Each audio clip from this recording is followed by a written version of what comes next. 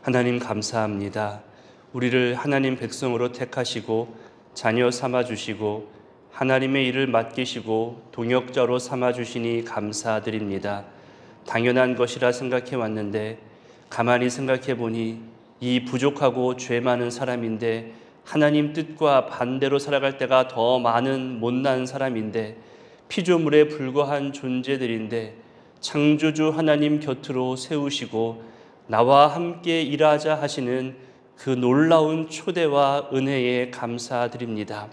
이 시대를 살아가면서 참 많은 세대 갈등과 이념 갈등과 가치 갈등이 있음을 보게 됩니다. 상식과 상식이 부딪히고 이전 경험과 새로운 경험이 점점 벌어지고 있으며 너무나도 급격하게 변화하는 시대 속에서 소외되는 사람들도 생겨나고 미래 세대는 점점 더 인구 절벽의 모습을 보이며 나라의 미래에 대하여 걱정과 불안이 커져가기도 합니다. 개인의 존중과 배려가 중요한 가치가 되지만 또한 고집이 되어서는 안 되는데 배려받는 것을 당연시 여기고 내 개인의 의견이 반영되지 않으면 참지 못하고 분노하기도 합니다. 어제까지만 해도 선한 이웃이었던 사람이 오늘 갑자기 범죄자가 되기도 하고 나를 해치기도 합니다. 하나님, 우리 신앙생활 안에도 신앙의 걸음을 제때에 맞게 걸어가시는 분들도 있지만 저만치 앞서 가려는 분들, 또 반대로 저만치 뒤에서 힘겹게 따라오는 분들도 있습니다. 저마다 그룹을 지어가며 우리가 더 낫다고, 우리가 더 강하다고, 우리가 더 빠르다고, 우리가 더 많이 가졌다고, 우리가 더 많이 알고 있다며 그렇게 자기가 속한 곳에 대한 자랑과 교만을 점점 더 앞장세워 가기도 합니다. 교만을 흩으시고 자만을 누르시고 자랑을 볼품없게 하시는 하나님의 손길 앞에서 늘 겸손케 하옵소서. 새해가 시작되고 저마다의 결심과 다짐을 하고 살아가기 시작했는데 한 주도 채 지나기 전에 마음이 흔들리고 다시 옛 습관과 옛 언행이 나오기도 합니다. 우리의 거룩함을 향한 갈망과 거룩함을 위한 새로운 습관과 다짐들을 지켜주시고 하나님 말씀을 더 가까이 하며 살아가는 우리의 일상이 되게 하옵소서. 우리 안에 연약한 자들이 있습니다. 나이가 어려서 누군가의 돌봄 없이는 살아갈 수 없는 어린 생명들, 몸이 나이가 들어서 혼자 살기에 외롭고 또 어렵고 불편하고 또 병원을 자주 가야만 하는 어르신들, 또한 젊다 하더라도 여전히 고민이 많고 이 삶을 살아가는 것이 쉽지 않은 이 시대 문화 속에서 저마다의 연약함과 저마다의 속상함들이 있을 줄 압니다. 어쩌면 나를 교만하거나 자랑하지 않게 하시려는 하나님의 섭리 가운데 있을 수도 있고 내가 나를 스스로 관리하지 못하고 이 시대 앞에서 깨어 분별하지 못하는 게으름 때문일 수도 있고 지금까지 내가 보여왔던 언행으로 인해 뿌린 대로 거두어들이는 모습일 수도 있을 듯합니다. 그럼에도 하나님, 우리를 불쌍히 여기시고 주의 자비를 베풀어 주셔서 주님 앞에 회개하고 자복하고 나를 내려놓고 함께 지어져 가기 위해 서로 연결하고 있는 모든 수고와 갈망에 주의 선하심으로 주의 능력으로 우리 한 사람 한 사람을 소중한 주의 성전으로 삼아 주옵소서. 약한 것이 강하여지고 부족한 것이 채워지며 걱정과 불안이 담대함이 되게 하시고 막혀있는 모든 담들이 허물어져서 화목함을 이루는 주의 은혜를 우리에게 허락하여 주옵소서. 이 새벽에도 주님께 나올 때 준비한 마음과 예물을 올려드립니다. 주님, 이 모든 감사와 간구의 마음을 받아주시고 하나님께서 받으셨다는 증거와 흔적이 이들의 일상 삶에 드러나게 하옵소서. 이제 말씀 앞으로 나아가고자 하오니 주님 함께 하시고 말씀의 영으로 우리 각 사람에게 임하여 주옵소서. 함께 하실 성령님을 의지하오며 예수님의 이름으로 기도드립니다. 아멘. 오늘 본문은 창세기 7장부터 13장까지입니다. 다 읽기에는 분량과 시간이 너무 많은 것 같아서 먼저 설명을 각 주요 구절로 한 다음에 맨 마지막에는 온라인에다가 전체 분량을 올리도록 하겠습니다. 오늘 7장은 노아의 홍수가 시작되는 모습을 보여줍니다. 상식과 신앙이 같이 갈 때도 많지만 이 둘이 충돌할 때도 분명히 있습니다. 홍수 자체를 경험해보지 못했던 때에 홍수로 이 세상을 심판할 테니 산 위에 방주를 지으라, 이 명령은 상식으로는 받아들이기 어렵습니다. 하지만 그럼에도 노아는 신앙을 따랐고 말씀에 순종했지요. 그리고 어제 본문 6장 마지막 절과 오늘 7장 5절도 똑같이 말합니다. 그대로 준행했다. 노아는 하나님 말씀에 그대로 준행했음을 보여줍니다. 오늘 7장 1절을 보니까요, 그 상식이 아닌 신앙을 선택하고 말씀을 따라 준행한 것을 가리켜 성경이 무엇이라 말하냐면 의로움이라고 말합니다. 하나님을 신뢰하고 그 말씀을 지켜 따라 살아가는 것, 이것이 의로움입니다. 그 의로움을 가진 사람, 하나님을 향한 신뢰와 믿음을 소유한 사람에게는 반드시 은혜가 주어집니다. 의로움을 보기가 어려운 이 시대 속에서 의로움을 나타낸 사람이 있습니다. 이 의로움을 관계적으로 해석할 수도 있습니다. 하나님과의 관계가 올바르다. 이것이 또한 의로움일 수 있는 거죠. 오늘날 성경이 허구라고 말하는 사람이 많이 등장했습니다. 성경은 신화다. 성경의 가치를 고리타분하다, 옛날 문화다, 이렇게 말하는 사람이 많이 생겨났습니다. 예를 들면 요즘 시대에 어떻게 참고 어떻게 인내하며 그렇게 살 수 있냐고, 어떻게 남녀 간에 한 사람만 선택할 수 있냐고, 그렇게 성경을 옛 문화로 치부하는 사람들이 생겨났습니다. 그러면서 이 시대에서 소위 성공한 사람, 출세한 사람, 무언가 이루어 놓은 것이 많은 사람이 살아온 그들의 삶을 이야기하며 이렇게 살아가는 것이 이 땅에서 성공하는 삶이야, 이런 삶이 좋은 삶이야, 이렇게 우리에게 광고하며 홍보하고 있습니다. 우리는 성경을 진리로 믿고 살아가는 신앙인들입니다. 예나 오늘이나 앞으로나 이 말씀은 변치 않는 진리의 말씀입니다. 말씀하신 대로 예수 그리스도께서 십자가에서 우리 죄를 위하여 피 흘려 돌아가셨다는 것을 믿고 감사함으로 살아가는 것, 그것이 오늘날의 의로움입니다. 노아의 의를 놓고 본다면 너무나 귀하고 또 우리에게 도전이 됩니다. 하지만 그 다음으로 이어지는 내용을 보면 속상하지요. 노아의 가족들 외에 모두가 다 심판받아 죽습니다. 7장 21절을 볼까요? 21절부터 보면요, 땅 위에 움직이는 생물들이 다 죽었다고 합니다. 22절도 말하잖아요. 육지에 있어 그 코에 생명의 기운의 숨이 있는 것은 다 죽었다고 해요. 23절도 말하잖아요. 지면의 모든 생물을 다 쓸어버렸습니다. 우리는 노아의 홍수 이야기를 통해 노아의 의로움과 노아의 방주와 구원에 더 많은 초점을 두고 있습니다. 하지만 하나님의 마음은 어떨까요? 하나님께서 창조하시고 보시기에 심히 좋았다라고 했던 피조물들이잖아요. 그런 창조물들이잖아요. 그렇지만 이 모든 창조물들이 다 쓰러져 없어지고 죽었다고 지금 성경은 이야기합니다. 그 넘쳐나는 물속에서 처참하게 비명을 질러가며 죽어가는 모든 사람들과 생명들을 보면서 하나님은 어떤 마음이셨을까요? 요나서 끝부분에 보면 이런 표현이 있잖아요. 내가 죄 많은 이들이라 할지라도 이렇게 생명이 많은데 내가 어찌 아끼지 않겠냐고, 요나서에서도 분명히 하나님은 생명을 아끼는 분이라고 설명하고 있습니다.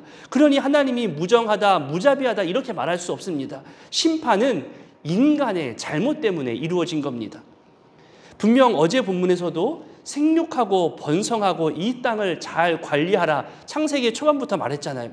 그 위대한 사명과 축복을 잊어버린 채 자기 욕심대로 자기 정욕대로 그렇게 살아가는 죄를 인간들이 보였습니다. 하나님께서는 그 소중한 것을 우리에게 맡겨주셨는데 우리는 무책임했습니다. 그래서 하나님의 소중한 것들이 멸망당해야 한 겁니다. 우리 때문입니다. 하나님이 원하시는 것은 어쩌면 노아의 방주가 아니었을 겁니다. 일부만 구원받는 노아의 방주가 아니라 인생들의 삶 전체가 방주가 되기를 원하지 않았을까요? 우리의 삶의 모든 영역, 삶의 모든 일상의 자리에서 생명을 아끼고 보존하고 잘 관리하고 생명 존중과 약자 보호를 잘 이루어 살아갔다면 어쩌면 우리 삶 전체가 커다란 방주 역할을 했을 것 같습니다. 하나님은 우리에게 그것을 원하지 않았을까 싶습니다. 8장으로 넘어가면 이제 홍수가 그치고 드디어 방주에 있던 모든 생명들이 땅으로 나옵니다.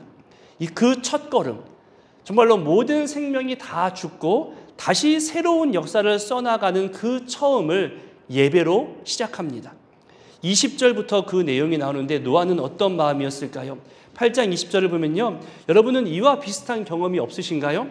하나님 약속과 명령을 받아서 그대로 준행하면서 얼마나 많은 비웃음과 조롱이 있었는지 아마 예배하는 동안에 옛 시간들이 떠올려졌을 겁니다. 방주에 들어가고 문이 닫힌 뒤에 그렇게 오랜 시간 동안 부어 쏟아내리듯 커다란 빗소리, 무섭게 불어나는 그 물에 휩쓸려서 여기저기 떠다니면서 또 울부짖는 생물들의 울음소리, 그렇게 간절히 기다리던, 모든 끝나기를 기다렸던 그 모든 시간들, 아마 이런 지난 시간들이 예배를 드리면서 감사로 표현되어졌겠죠. 가장 정결한 것으로 구별하여 또 감사를 드리고 있습니다. 이제 살아남은 자들이 가져야 할 사명을 가지고 하나님 앞에 살아가기 시작합니다.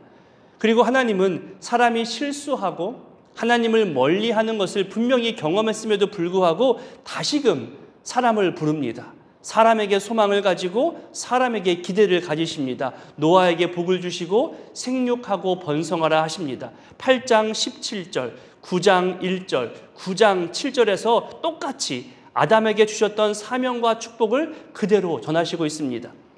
자, 이제 중요한 단어인 언약이라는 단어가 나옵니다. 언약, 그리고 약속, 이것은 비슷하거나 대등한 관계에서 하는 겁니다. 우리가 지킬 수 없는 존재들과 약속하지는 않습니다. 피조물인데 하나님과 동일한 위치에서 하나님의 동역자로, 하나님의 파트너로 세워주시는 이 언약은 정말 큰 은혜입니다. 9장 9절부터 17절까지 거의 모든 절에 언약을 언급하고 있습니다. 그리고 9장 후반부에 가서는 실수와 허물, 그리고 덮어줌과 가리워줌에 대해서 보여줍니다. 아버지의 실수와 허물을 보게 되는 거죠. 일부러 본 것도 아닙니다. 자기 의지도 아니에요. 보여지는 것은 내 의지로 보는 것도 있지만 내 의지와 상관없이 저절로 보여지는 것도 있잖아요.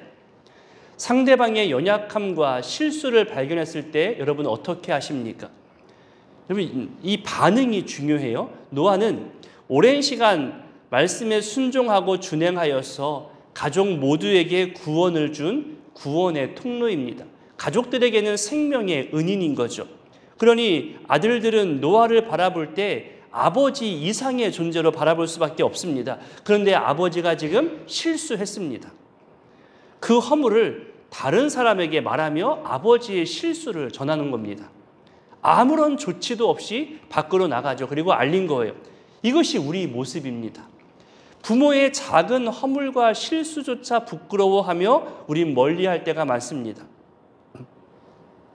물론 때로는 중독 증상처럼 습관성 실수가 참 많은 사람들도 있습니다. 그런 사람이라면 얘기가 좀 달라질 수 있겠지만 아버지의 실수와 허물을 먼저 덮어주고 가리워준 다음에 그동안 다른 형제들이 들어오지 못하게 막아주는 역할을 하는 것이 어쩌면 더 배려와 존중의 모습이 아니었을까요? 그것이 아들로서 더 멋있는 모습일 것 같습니다. 실수를 보인 노아가 잠에서 깨어났을 때 얼마나 부끄러웠을까요? 자기 모습을 보면서 아들들 앞에서 내가 좀 추한 모습을 보였구나, 많이 부끄러웠겠죠. 다른 사람의 실수와 허물을 덮어주고 가리워주기 위해서 뒷걸음쳐 들어가는 이 신중함과 조심성, 이 배려와 존중이 오늘 이 시대에서 더욱더 귀한 모습으로 보여지는 모습입니다. 이제 10장으로 넘어가면요, 노아 아들들의 족보와 땅의 이름들이 나옵니다. 한마디로 재미없는 표현들입니다. 이름과 땅만 나오잖아요. 정말로 발음하기도 어렵고 알지도 못하는 땅에 대해서 설명이 나오면요, 의미도 없어 보이고 또 재미도 없어 보입니다. 그런데 아까 노아의 방주에서 나온 그 노아에게 하나님께서 주셨던 축복의 말씀 있잖아요. 생육하고 번성하라, 땅에 충만하라. 이 축복이 약속이 되어 이루어졌다는 것을 보여주는 증거가 바로 10장입니다. 이렇게 수많은 생명의 이름들이, 땅의 이름들이 바로 하나님 축복의 증거라는 거죠. 그렇게 보면 하나하나가 다 귀합니다. 마치 여러분들이 자녀들의 이름을 매일매일 부르는 것과 똑같은 거예요. 어디에 사는 내 아들, 어디에 있는 내 딸, 내 손주 누구, 어느 학교 다니는, 고등학교 다니는, 중학교 다니는, 대학교 다니는, 군대가 있는, 이렇게 그 아이들이 서 있는 땅과 속해 있는 곳을 여러분 불러가면서 기도하잖아요. 어여쁜 자녀손들의 이름을 부르고, 또 교회 학교 맡은 반 아이들의 이름을 부르고, 또 목회자들을 위해서, 교회 리더십들을 위해서, 목원들을 위해서 그 이름 부르고 기도하는 그 소중한 내용들처럼 이 이름과 땅에 대한 소개는 그만큼 중요한 증거가 되는 겁니다. 이제 11장은 우리가 너무나 잘 알고 있는 바벨탑 사건의 내용을 말합니다. 모든 것이 하나였는데 나누어지죠. 다양해져서 결국은 흩어집니다. 그 흩어지는 중에도 하나님의 선택이 있는 것이 바로 11장 후반부의 내용입니다. 자, 11장 1절부터 9절까지는 바벨탑 이야기, 10절부터는 또 다른 족보 이야기를 통해서 하나님께서 선택한 아브라함 족보를 보여주지요. 자, 바벨탑 사건의 중심 내용은 4절입니다. 우리 이름을 내자, 흩어짐을 면하자, 이거죠. 이것이 바벨탑의 중심입니다. 우리 이름을 내자는 것은 하나님의 통치와 지배를 거부하고 우리들의 세상을 만들자는 겁니다. 교만함의 표현이죠. 피조물이 창조주를 거역하고 거부하고 스스로 높아지려고 하는 모습인 겁니다. 여러분, 문화가 크게 발전합니다. 가지고 있는 능력과 기술도 발전하면요, 사람은 교만해지기 시작합니다. 3절을 볼까요? 진흙이나 돌이 아니라 이제는 벽돌을 만드는 겁니다. 이건 커다란 발전입니다. 혁명입니다. 오늘날로 얘기하면요, 핸드폰이 발명된 겁니다. 스마트폰이 나온 거예요. 그러면 스마트폰은요, 정말 커다란 혁명이잖아요. 사람의 능력과 온갖 기술을 이 작은 손바닥 안에 있는 핸드폰에 다 쏟아부은 것과 같은 그런 결과물이 이 핸드폰 안에 다 있습니다. 사고가 바뀝니다. 뭐든 다 가능해집니다. 핸드폰 하나만 갖고 있으면 못할 게 없어 보이죠. 하나님께서도 그런 인간의 기술 문화와 문화 발전을 허락하시는 겁니다.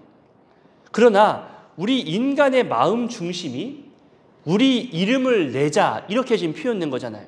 그렇다면 발전되고 또 능력 있는 사람들의 이름에서 소외되는 사람들이 반드시 생겨납니다.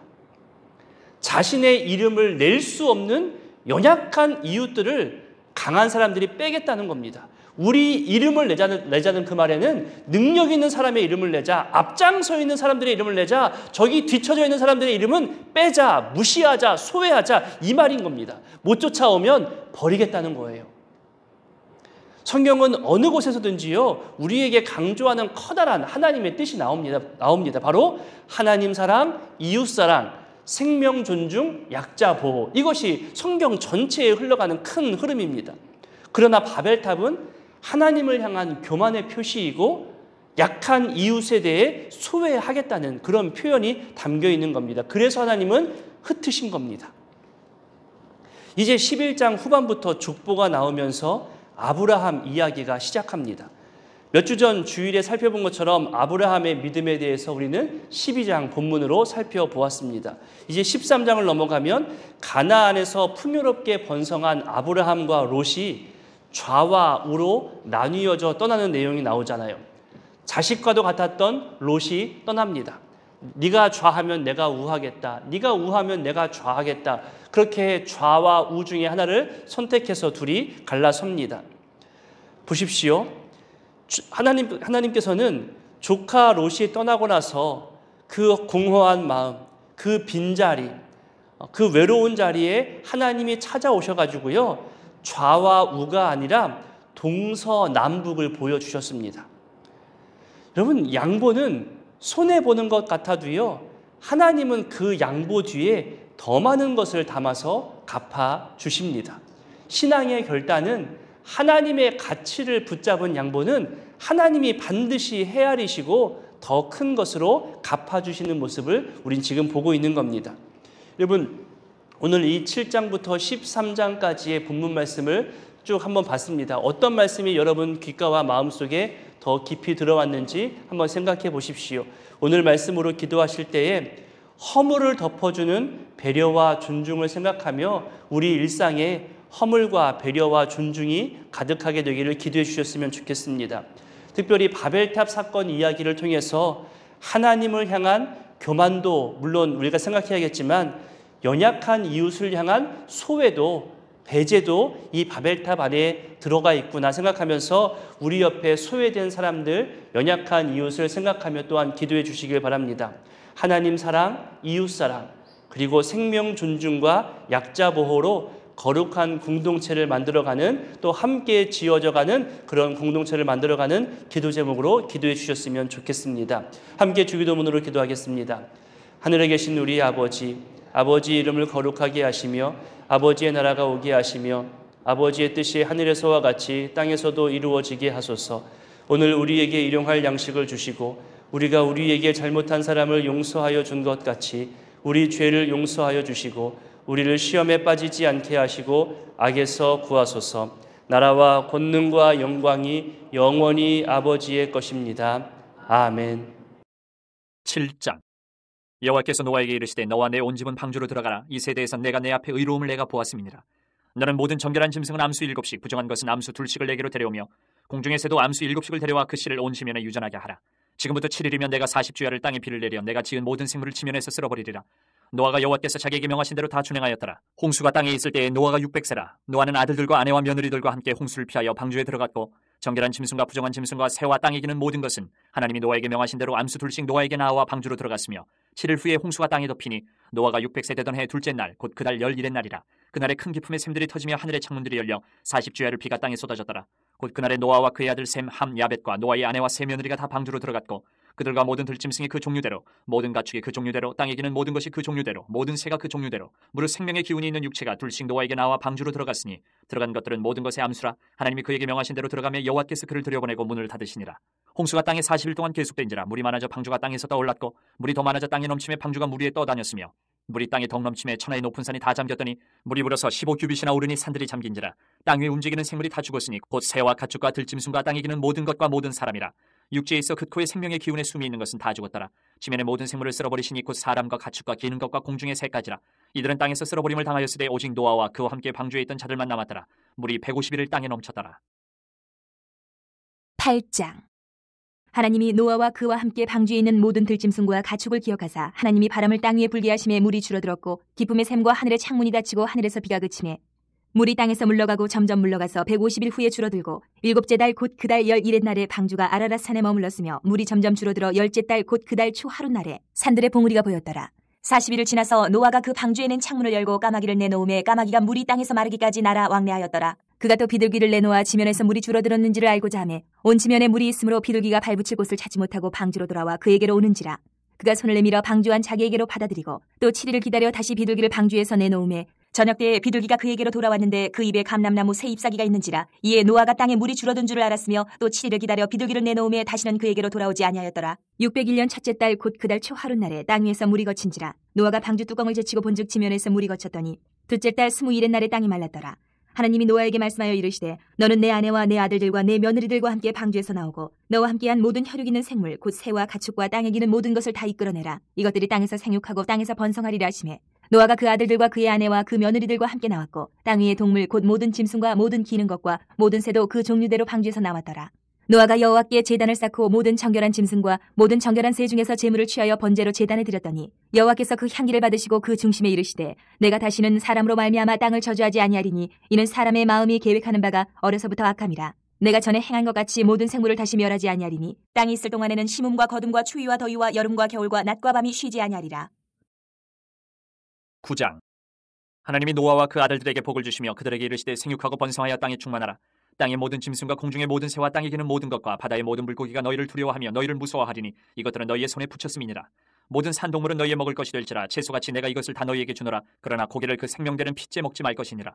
내가 반드시 너희의 피 곧 너희의 생명의 피를 찾으리니 짐승이면 그 짐승에게서 사람이나 사람의 형제면 그에게서 그의 생명을 찾으리라. 다른 사람의 피를 흘리면 그 사람의 피도 흘릴 것이니 이는 하나님이 자기 형상대로 사람을 지으셨음이니라. 너희는 생육하고 번성하며 땅에 가득하여 그 중에서 번성하라 하셨더라. 하나님이 노아와 그와 함께한 아들들에게 말씀하여 이르시되 내가 내 언약을 너희와 너희 후손과 너희와 함께한 모든 생물 곧 너희와 함께한 새와 가축과 땅의 모든 생물에게 세우리니 방주에서 나온 모든 것 곧 땅의 모든 짐승에게니라. 내가 너희와 언약을 세우리니 다시는 모든 생물을 홍수로 멸하지 아니할 것이라. 땅을 멸할 홍수가 다시 있지 아니하리라. 하나님이 이르시되 내가 나와 너희와 및 너희와 함께하는 모든 생물 사이에 대대로 영원히 세우는 언약의 증거는 이것이니라. 내가 내 무지개를 구름 속에 두었느니 이것이 나와 세상 사이의 언약의 증거니라. 내가 구름으로 땅을 덮을 때에 무지개가 구름 속에 나타나면 내가 나와 너희와 민 육체를 가진 모든 생물 사이에 내 언약을 기억하리니 다시는 물이 모든 육체를 멸하는 홍수가 되지 아니할지라. 무지개가 구름 사이에 있으리니 내가 보고 나 하나님과 모든 육체를 가진 땅의 모든 생물 사이에 영원한 언약을 기억하리라. 하나님이 노아에게 또 이르시되 내가 나와 땅에 있는 모든 생물 사이에 세운 언약의 증거가 이것이라 하셨더라. 방주에서 나온 노아의 아들들은 셈과 함과 야벳이며 함은 가나안의 아버지라. 노아의 이 세 아들로부터 사람들이 온 땅에 퍼지니라. 노아가 농사를 시작하여 포도나무를 심었더니 포도주를 마시고 취하여 그 장막 안에서 벌거벗은지라. 가나안의 아버지 함이 그의 아버지의 하치를 보고 밖으로 나가서 그의 두 형제에게 알림해 셈과 야벳이 옷을 가져다가 자기들의 어깨에 메고 뒷걸음쳐 들어가서 그들의 아버지의 하체를 덮었으며 그들이 얼굴을 돌이키고 그들의 아버지의 하체를 보지 아니하였더라. 노아가 술이 깨어 그의 작은 아들이 자기에게 행한 일을 알고 이에 이르되 가나안은 저주를 받아 그의 형제의 종들의 종이 되기를 원하노라 하고 또 이르되 셈의 하나님 여호와를 찬송하리로다. 가나안은 셈의 종이 되고 하나님이 야벳을 창대하게 하사 셈의 장막에 거하게 하시고 가나안은 그의 종이 되게 하시기를 원하노라 하였더라. 홍수 후에 노아가 350년을 살았고 그의 나이가 950세가 되어 죽었더라. 10장. 노아의 아들 셈과 함과 야벳의 족보는 이러하니라. 홍수 후에 그들이 아들들을 낳았으니 야벳의 아들은 고멜과 마곡과 마대와 야완과 두발과 메섹과 디라스요. 고멜의 아들은 아스그나스와 리밧과 도갈마요. 야완의 아들은 엘리사와 달시스와 기띔과 도다님이라. 이들로부터 여러 나라 백성으로 나뉘어서 각기 언어와 종족과 나라대로 바닷가의 땅에 머물렀더라. 함의 아들은 구스와 미스라임과 붓과 가나안이요. 구스의 아들은 스바와 하윌라와 삽다와 라마와 삽드가요. 라마의 아들은 스바와 드단이며 구스가 또 니무롯을 낳았으니 그는 세상의 첫 용사라. 그가 여호와 앞에서 용감한 사냥꾼이 되었으므로 속담에 이르기를 아문은 여호와 앞에 니무롯같이 용감한 사냥꾼이로다 하더라. 그의 나라는 시날 땅의 바벨과 에렉과 아각과 갈레에서 시작되었으며 그가 그 땅에서 아수르로 나아가 니느웨와 르호보딜과 갈라와 및 니느웨와 갈라 사이에 레센을 건설하였으니 이는 큰 성읍이라. 미스라임은 루딤과 아나밈과 르하빔과 랍두힘과 바드루심과 가슬루힘과 갑도림을 낳았더라. 가슬루임에게서 블레셋이 나왔더라. 가나안은 장차 시돈과 헷을 낳고 또 여부스 족속과 아모리 족속과 기르가스 족속과 히위 족속과 알가 족속과 신 족속과 아루와 족속과 스말 족속과 하마 족속을 낳았더니 이후로 가나안 자손의 족속이 흩어져 나아갔더라. 가나안의 경계는 시돈에서부터 그라를 지나 가사까지와 소돔과 고모라와 아드마와 스보임을 지나 라사까지였더라. 이들은 함의 자손이라 각기 족속과 언어와 지방과 나라대로였더라. 셈은 에벨 온 자손의 조상이요 야벳의 형이라. 그에게도 자녀가 출생하였으니 셈의 아들은 엘람과 아스루와 아르박삭과 룻과 아람이요. 아람의 아들은 우스와 훌과 게델과 맞으며 아르박삿은 셀라를 낳고 셀라는 에벨을 낳았으며 에벨은 두 아들을 낳고 하나의 이름을 벨렉이라 하였으니 그때의 세상이 나뉘었으며 벨렉의 아우의 이름은 욕단이며 욕단은 알모닷과 셀렙과 하살마익과 예라와 하도람과 우살과 디글라와 오발과 아비마일과 스바와 오빌과 하윌라와 요밥을 낳았으니 이들은 다 욕단의 아들이며 그들이 거주하는 곳은 메사에서부터 스발로 가는 길의 동쪽 산이었더라. 이들은 셈의 자손이니 그 족속과 언어와 지방과 나라대로였더라. 이들은 그 백성들의 족보에 따르면 노아 자손의 족속들이요 홍수 후에 이들에게서 그 땅의 백성들이 나뉘었더라. 11장. 온 땅의 언어가 하나요 말이 하나였더라. 이에 그들이 동방으로 옮기다가 신할 평지를 만나 거기 거류하며 서로 말하되 자 벽돌을 만들어 견고히 굽자 하고 이에 벽돌로 돌을 대신하며 역청으로 진흙을 대신하고 또 말하되 자 성읍과 탑을 건설하여 그 탑 꼭대기를 하늘에 닿게 하여 우리 이름을 내고 온 지면에 흩어짐을 면하자 하였더니 여호와께서 사람들이 건설하는 그 성읍과 탑을 보려고 내려오셨더라. 여호와께서 이르시되 이 무리가 한 족속이요 언어도 하나이므로 이같이 시작하였으니 이후로는 그 하고자 하는 일을 막을 수 없으리로다. 자 우리가 내려가서 거기서 그들의 언어를 혼잡하게 하여 그들이 서로 알아듣지 못하게 하자 하시고 여호와께서 거기서 그들을 온 지면에 흩으셨으므로 그들이 그 도시를 건설하기를 그쳤더라. 그러므로 그 이름을 바벨이라 하니 이는 여호와께서 거기서 온 땅의 언어를 혼잡하게 하셨음이니라. 여호와께서 거기서 그들을 온 지면에 흩으셨더라. 셈의 족보는 이러하니라. 셈은 100세 곧 홍수 후 2년에 아르박삿을 낳았고 아르박삿을 낳은 후에 500년을 지내며 자녀를 낳았으며 아르박삿은 35세에 셀라를 낳았고 셀라를 낳은 후에 403년을 지내며 자녀를 낳았으며 셀라는 30세에 에벨을 낳았고 에벨을 낳은 후에 403년을 지내며 자녀를 낳았으며 에벨은 34세에 벨렉을 낳았고 벨렉을 낳은 후에 430년을 지내며 자녀를 낳았으며 벨렉은 30세에 르우를 낳았고 르우를 낳은 후에 209년을 지내며 자녀를 낳았으며 르우는 32세에 스룩을 낳았고 스룩을 낳은 후에 207년을 지내며 자녀를 낳았으며 스룩은 30세에 나홀을 낳았고 나홀을 낳은 후에 200년을 지내며 자녀를 낳았으며 나홀은 29세에 데라를 낳았고 데라를 낳은 후에 119년을 지내며 자녀를 낳았으며 데라는 70세에 아브람과 나홀과 하란을 낳았더라. 데라의 족보는 이러하니라. 데라는 아브람과 나홀과 하란을 낳고 하란은 롯을 낳았으며 하란은 그 아비 데라보다 먼저 고향 갈대아인의 우르에서 죽었더라. 아브람과 나홀이 장가들었으니 아브람의 아내 이름은 사레며 나홀의 아내 이름은 밀가니 하란의 딸이요 하란은 밀가의 아버지이며 또 이스가의 아버지더라. 사레는 임신하지 못함으로 자식이 없었더라. 데라가 그 아들 아브람과 하란의 아들인 그의 손자 롯과 그의 며느리 아브람의 아내 사레를 데리고 갈대아인의 우르를 떠나 가나안 땅으로 가고자 하더니 하란에 이르러 거기 거류하였으며 데라는 나이가 205세가 되어 하란에서 죽었더라. 12장. 여호와께서 아브람에게 이르시되 너는 너의 고향과 친척과 아버지의 집을 떠나 내가 내게 보여줄 땅으로 가라. 내가 너로 큰 민족을 이루고 내게 복을 주어 내 이름을 창대하게 하리니 너는 복이 될지라. 너를 축복하는 자에게는 내가 복을 내리고 너를 저주하는 자에게는 내가 저주하리니 땅의 모든 족속이 너로 말미암아 복을 얻을 것이라 하신지라. 이에 아브람이 여호와의 말씀을 따라갔고 롯도 그와 함께 갔으며 아브람이 하란을 떠날 때에 75세였더라. 아브람이 그의 아내 사레와 조카 롯과 하란에서 모은 모든 소유와 얻은 사람들을 이끌고 가나안 땅으로 가려고 떠나서 마침내 가나안 땅에 들어갔더라. 아브람이 그 땅을 지나 세겜 땅 모레 상수리 나무에 이르니 그때 가나안 사람이 그 땅에 거주하였더라. 여호와께서 아브람에게 나타나 이르시되 내가 이 땅을 내 자손에게 주리라 하신지라. 자기에게 나타나신 여호와께 그가 그곳에서 제단을 쌓고 거기서 베델 동쪽 산으로 옮겨 장막을 치니 서쪽은 베델이요 동쪽은 아이라. 그가 그곳에서 여호와께 제단을 쌓고 여호와의 이름을 부르더니 점점 남방으로 옮겨갔더라. 그 땅에 기근이 들었으므로 아브람이 애굽에 거류하려고 그리로 내려갔으니 이는 그 땅에 기근이 심하였음이라. 그가 애굽에 가까이 이르렀을 때에 그의 아내 사레에게 말하되 내가 알기에 그대는 아리따운 여인이라. 애굽 사람이 그대를 볼 때에 이르기를 이는 그의 아내라 하여 나는 죽이고 그대를 살리리니 원하건대 그대는 나의 누이라 하라. 그러면 내가 그대로 말미암아 안전하고 내 목숨이 그대로 말미암아 보존되리라 하니라. 아브람이 애굽에 이르렀을 때에 애굽 사람들이 그 여인이 심히 아리따움을 보았고 바로의 고관들도 그를 보고 바로 앞에서 칭찬하므로 그 여인을 바로의 궁으로 이끌어들인지라. 이에 바로가 그로 말미암아 아브람을 후대함으로 아브람이 양과 소와 노비와 암수 나귀와 낙타를 얻었더라. 여호와께서 아브람의 아내 사레의 일로 바로와 그 집에 큰 재앙을 내리신지라. 바로가 아브람을 불러서 이르되 내가 어찌하여 나에게 이렇게 행하였느냐. 내가 어찌하여 그를 내 아내라고 내게 말하지 아니하였느냐. 내가 어찌 그를 누이라 하여 내가 그를 데려다가 아내를 삼게 하였느냐. 내 아내가 여기 있으니 이제 데려가라 하고 바로가 사람들에게 그의 이름 명하매 그들이 그와 함께 그의 아내와 그의 모든 소유를 보내었더라. 13장. 아브람이 애굽에서 그와 그의 아내와 모든 소유와 롯과 함께 네게부로 올라가니 아브람에게 가축과 은과 금이 풍부하였더라. 그가 네게부에서부터 길을 떠나 베델에 이르며 베델과 아이 사이 곧 전에 장막 쳤던 곳에 이르니 그가 처음으로 제단을 쌓은 곳이라. 그가 거기서 여호와의 이름을 불렀더라. 아브람의 일행 롯도 양과 소와 장막이 있으므로 그 땅이 그들이 동거하기에 넉넉하지 못하였으니 이는 그들의 소유가 많아서 동거할 수 없었음이니라. 그러므로 아브람의 가축의 목자와 롯의 가축의 목자가 서로 다투고 또 가나안 사람과 브리스 사람도 그 땅에 거주하였는지라. 아브람이 롯에게 이르되 우리는 한 친족이라 나나 너나 내 목자나 내 목자가 서로 다투게 하지 말자. 내 앞에 온 땅이 있지 아니하냐. 나를 떠나가라. 내가 좌하면 나는 우하고 네가 우하면 나는 좌하리라. 이에 롯이 눈을 들어 요단 지역을 바라본 적 소알까지 온 땅에 물이 넉넉하니 여호와께서 소돔과 고모라를 멸하시기 전이었으므로 여호와의 동산 같고 애굽 땅과 같았더라. 그러므로 롯이 요단 온 지역을 택하고 동으로 옮기니 그들이 서로 떠난지라. 아브람은 가나안 땅에 거주하였고 롯은 그 지역의 도시들에 머무르며 그 장막을 옮겨 소돔까지 이르렀더라. 소돔 사람은 여호와 앞에 악하며 큰 죄인이었더라. 롯이 아브람을 떠난 후에 여호와께서 아브람에게 이르시되 너는 눈을 들어 너 있는 곳에서 북쪽과 남쪽 그리고 동쪽과 서쪽을 바라보라. 보이는 땅을 내가 너와 네 자손에게 주리니 영원히 이르리라. 내가 네 자손이 땅의 티끌 같게 하리니 사람이 땅의 티끌을 능히 셀 수 있을진데 네 자손도 세리라. 너는 일어나 그 땅을 종과 횡으로 두루 다녀보라. 내가 그것을 내게 주리라. 이에 아브람이 장막을 옮겨 헤브론에 있는 마므레 상수리 숲에 이르러 거주하며 거기서 여호와를 위하여 제단을 쌓았더라.